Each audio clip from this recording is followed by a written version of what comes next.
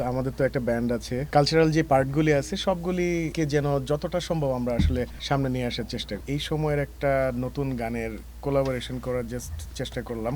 সামনে আমাদের ইচ্ছা আছে আমরা আসলে ধান কাটার উৎসবে গিয়ে গান করব। সো বেসিক্যালি মানে আমাদের তো একটা ব্যান্ড আছে, বেঙ্গল সিম্ফনি আমাদের ব্যান্ডের নাম। সো আমরা বেঙ্গল সিম্ফনির একটা জাস্ট আমাদের মানে একটা চাওয়া আছে। বেঙ্গল সিম্ফনিটা কি, যে আমাদের বাংলার একটা সিম্ফনি। সো আমরা সবসময় চাচ্ছি যে আমাদের বাংলার কালচারাল যে পার্টগুলি আছে সবগুলিকে যেন যতটা সম্ভব আমরা আসলে সামনে নিয়ে আসার চেষ্টা করি। সো ওইটারই একটা অংশ ভাইয়া আসলে বাঘের দেশে বৈশাখ। সো ওইটা পটচিত্র আছে যেটা 2-2.5 হাজার বছর আগের আসলে আমাদের আর্ট ফর্ম। এরকম একটা পটচিত্রের সাথে আমাদের এই সময়ের একটা নতুন গানের কোলাবোরেশন করার জাস্ট চেষ্টা করলাম। আর যেমন আমরা রোজার সময় আমরা আমাদের আসলে আমরা ইসলামিক গান করার চেষ্টা করি। ইভেন আমরা যেমন বৈশাখের গান করার চেষ্টা করছি। সামনে আমাদের ইচ্ছা আছে আমরা আসলে ধান কাটার উৎসবে গিয়ে গান করব, আমরা কীর্তনের গান করব।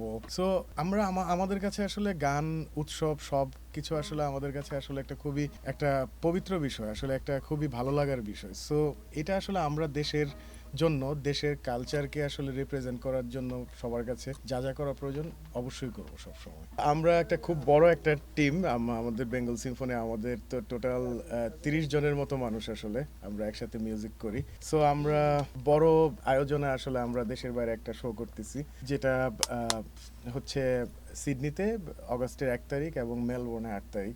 এবং মজার বিষয়, যে ভেন্যুগুলোতে আমরা গান করছি এটা বাংলাদেশের ইতিহাসে প্রথম বাংলাদেশের কোনো মিউজিশিয়ান আর্টিস্ট ওইখানে শো করবে। আমাদের শ্রদ্ধেয় রুনা আলম ম্যাডামও থাকবেন। সো আমরা ট্রাই করছি, আমাদের মোটামুটি আমাদের সবারই সব প্রস্তুতি কমপ্লিট।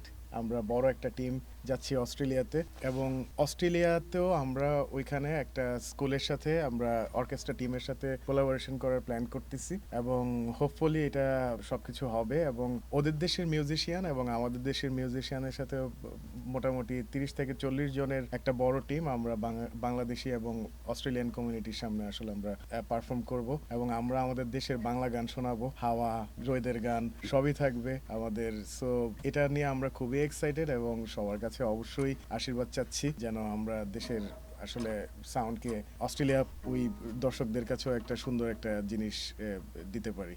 সো এটাই।